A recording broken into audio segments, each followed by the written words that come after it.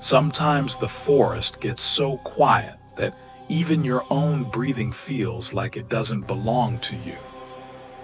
And in that silence, something speaks, something that doesn't sound like it came from this world. That's how my story begins. I was headed to a remote mountain campsite in Hokkaido for a 2-night trip. The road wasn't straight at all, narrow, twisting through a thick forest on both sides. I was riding my sidecar bike, cutting through cold, damp air that smelled like wet soil. But the weirdest thing, the whole way there, a strange silence followed me.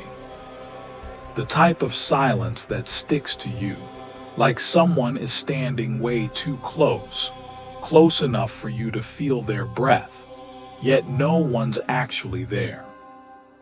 The campsite was small and clean.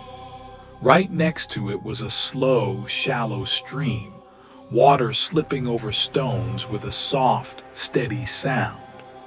Deer roaming around wasn't unusual there, and honestly, everything looked perfectly normal at first.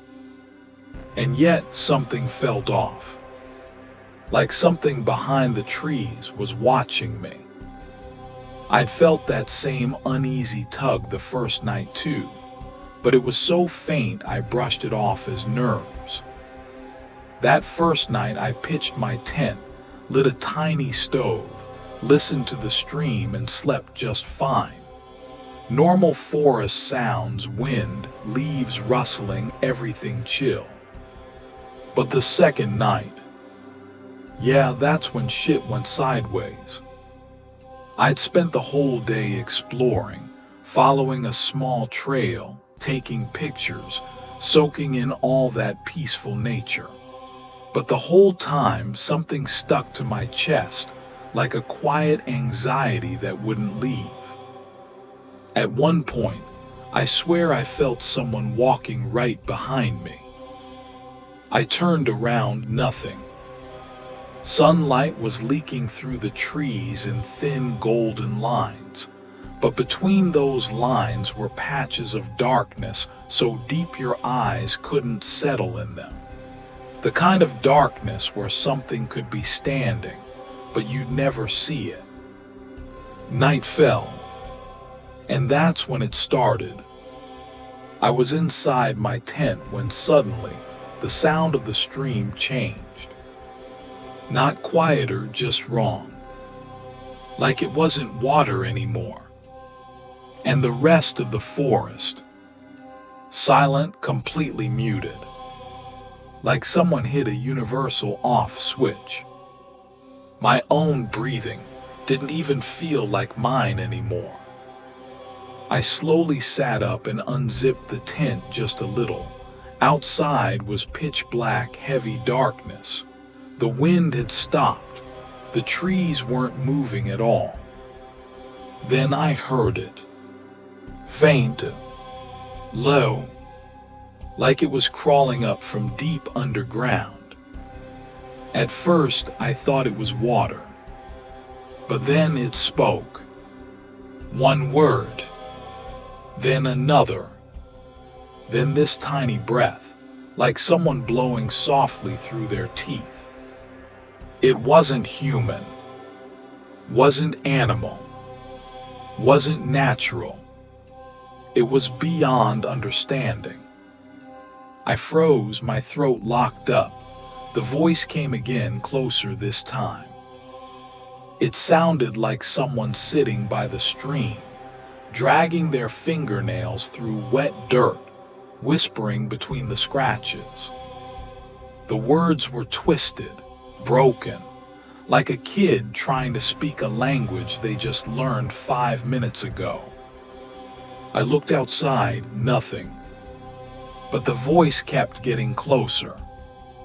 And then I felt it. Something moved right behind my tent.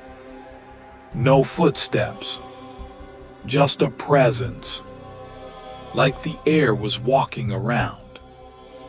My neck tensed up on its own.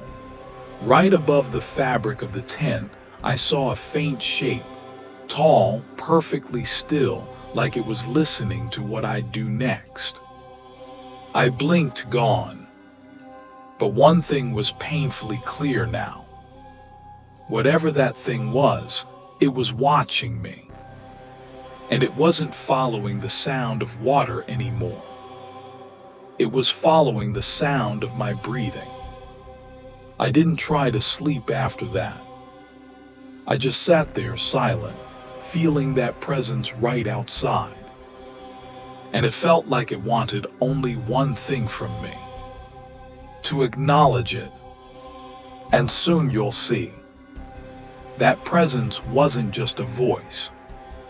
Wherever it moved, the air and the darkness changed their shape.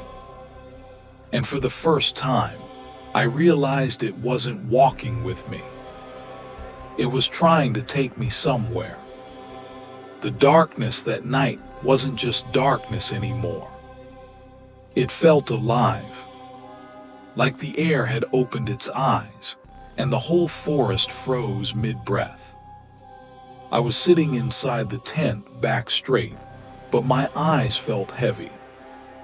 The kind of pressure you only feel when someone is standing right behind your neck, breathing down your spine. Then the voice came again. Soft, slippery, but this time way closer. Like it was whispering from 3, maybe 4 feet away. Words breaking apart midair like they didn't belong to any language humans speak. The stream went dead silent. No trickling water. No rustling leaves. Just it. Then a faint wet streak started forming on the top of the tent canvas. Like someone dragging a damp fingertip in a straight line. The line slowly moved downward. Right toward where my face was. I sucked in a sharp breath and moved back. The line froze. And for one split second, I swear I felt like someone else inhaled my breath instead of me. Then the line started moving again. Downward, smooth, intentional. I grabbed the zipper and yanked the tent open. Because sitting there waiting to die felt way worse than whatever was outside. The second I opened it, I didn't get hit by cold night air. Instead, a warm, stale heaviness brushed across my face. The kind of smell old basements or forgotten closets had. Definitely not forest air. I turned on my flashlight, but the beam barely reached 2 feet. Everything beyond that just dissolved into a thick, pitch-black void. At the very edge of the light, I felt it for the first time. Not saw it. Felt it. Like a tall, thin shadow was standing on the ground, but the top part of it floated, swaying slightly for no reason. Wherever the light touched, the darkness around it deepened, as if the thing was pulling the dark tighter around itself. I stepped back, and then it moved. The first step was so slow, there wasn't even a sound. Second step, closer. Third, closer still. I kept the flashlight locked on it, but there was nothing to see. Just darkness. And underneath that darkness, this faint, wet, broken breathing. Not human breathing. More like something trying to inhale with its mouth underwater. And failing. Cold crawled straight through my bones. Then something strange happened. The stream, which had been dead silent, suddenly gurgled, just for a split second. And in that 1 second, another voice came through. Human this time. Far away. Herding. Calling out from somewhere behind the night. Don't stay here. Then silence again. The stream cut off. The forest pulled its coffin lid quiet back on. But the shadow didn't move.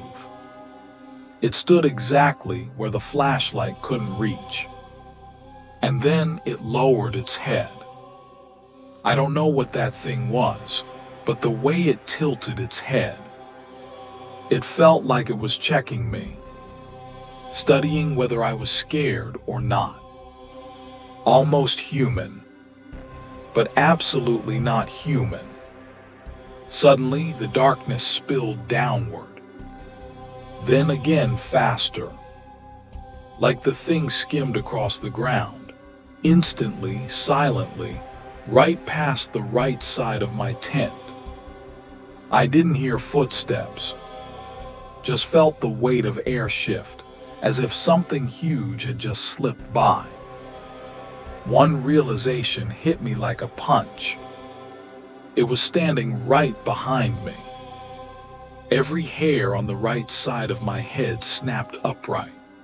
I felt something warm and heavy leaning over the top of my neck, like a tall man or a tall thing, bending down to watch what I do.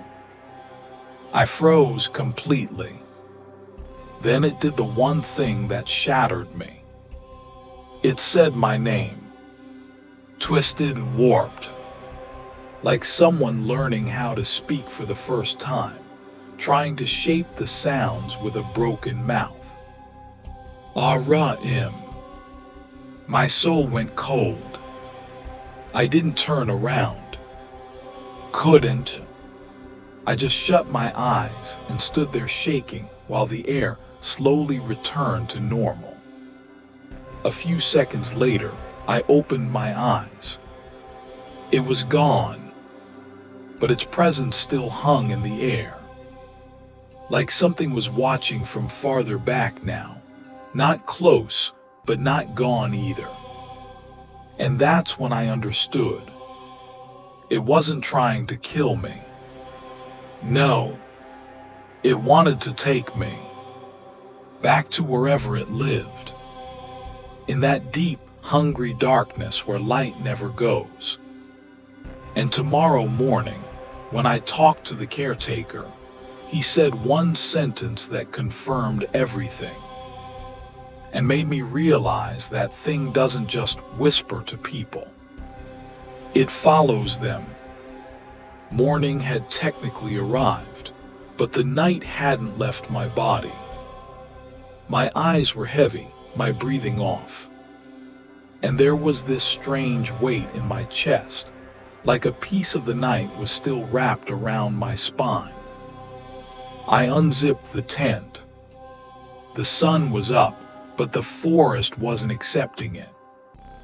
The light touched the ground and dimmed instantly, like the woods were swallowing it. I packed my things, started the sidecar, and headed toward the caretaker's hut. He was standing outside the small wooden cabin, deep lines under his eyes, like sleep hadn't visited him in years. When he saw me, he had that look people get when they already know you've seen something, and they wish you hadn't. I wasn't planning to ask him anything, but he spoke first. "You sleep okay?" It was the kind of question that already knows the answer. Like he expected the night to mess with me. I didn't hide anything. I heard voices, weird ones, and then this presence. He didn't look surprised at all. He just lowered his gaze and said, "That place isn't known for sounds, it's known for presences. The voices are just the first thing people hear." That line ran ice through my blood. I asked him, "Do you people know what's out there?" He stayed quiet for a moment, then whispered, "No, we don't know what it is. But we do know it recognizes people. The longer someone stays there, the closer it comes. Then he looked straight at me. It was real close to you last night, wasn't it? I wanted to lie, but the words jammed in my throat. I just nodded. The caretaker exhaled deeply. Lots of people camp here. Some only hear sounds. Some feel something touch their tent. And some don't come back the same, not dead, just different. I felt my stomach twist. Different how? He stared at me for a while, then spoke even softer. Their eyes fill with night. Even in daylight, they start seeing darkness. Their bodies get lighter, like the night is slowly pulling them back to itself. A cold wave slid down my spine. And then he said something worse. The part that hit the hardest. Where your tent was, others have stayed there too. And that exact spot is where most people first feel seen. That meant the presence came there regularly. Watching people. I swallowed hard and asked, "What does it want?" The caretaker closed his eyes. When he opened them, he spoke like each word weighed a pound. Company. It doesn't take people away. It binds them. Anyone who hears it, who feels it, keeps coming back, even if they don't want to. My heart started racing. Then he stared at me, right into me. You can leave right now, but if it said your name. He paused. His eyes widened just a little. My voice shook. What if it did say my name? He only said one line. Then it doesn't let you go. Even outside the forest. It walks with you. My legs went weak. Like my body suddenly forgot how to hold itself up. Because last night, it had said my name. The caretaker saw my face and understood instantly. He looked away, almost scared for me. Son, your story won't end outside the forest anymore. The forest is inside you now. Those words, those seconds, pressed against my chest like a heavy stone. I climbed onto my sidecar and started the engine. But the moment I turned to leave, a cold gust rushed out of the forest. Inside that wind was a whisper, faint, almost lost, but aimed straight at me. Did I run? It was calling my name again. In daylight, with people around. That was the moment I knew the caretaker was right. That thing was leaving the mountains with me. And now you'll see how I changed once I got back to the city. How the presence didn't stay in the forest, but slipped into my home, my room, my shadow.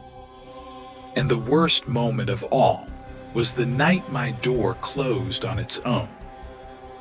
And something whispered behind me, so close my soul felt like it cracked. Coming back to the city, I honestly thought things would go back to normal. But the second I stepped into my apartment, I knew. It came back with me. Inside the elevator, the steel walls showed my reflection, except it wasn't just my reflection. It was shifting, like someone invisible was standing way too close, almost breathing on me. I ignored it. But that night, everything started again. A soft scratching sound rose from under my bed. Slow, circling, deliberate. Then a warm breath pushed up from beneath the mattress, aimed straight at my back. I looked down.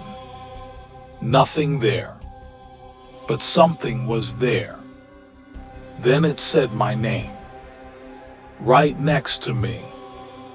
Right in a human voice. Aram. My soul felt like it got pulled out through my spine. The next few days, it was everywhere. In the kitchen. At the edge of the bathroom mirror. Even at my office. Sometimes just a shadow. Sometimes a thin exhale. Sometimes a whisper slipping through the room like smoke. Maybe other people couldn't see it, but I could see the air bend whenever it moved around me. Then one night, it fully showed itself. I turned off my bedroom light. The room instantly froze over. A second later, the door closed on its own, slow enough to make almost no sound, but heavy enough to feel. When I turned around, it was standing there. Tall, dark, the same thing from the forest. Head slightly tilted, arms long, its body empty in a way that made darkness look shallow. It stepped right up to me, close enough for the air on my skin to twist. Then it said one word. Come. Not like it wanted me to follow, but like it wanted to claim me. For a split second, my chest felt hollow, like I was being pulled out of myself. The light flickered, and it was gone. Only its smell remained. Cold, damp air spread across the whole room. I collapsed to the floor, gasping. That's when I understood. It didn't leave. It just stopped showing itself. And after that night, things haven't stopped. Doors shift on their own. The air gets heavy out of nowhere. And in the dark, I keep feeling someone standing behind me. But the worst part, now it says my name perfectly. Clear, close, sometimes right behind my ear. Aram. It's not just something from the forest anymore. It's part of my life now. And things like this never go back. Has anything like this ever happened to you? If yes, tell me in the comments. And if you enjoyed the video, don't forget to like, subscribe, and share.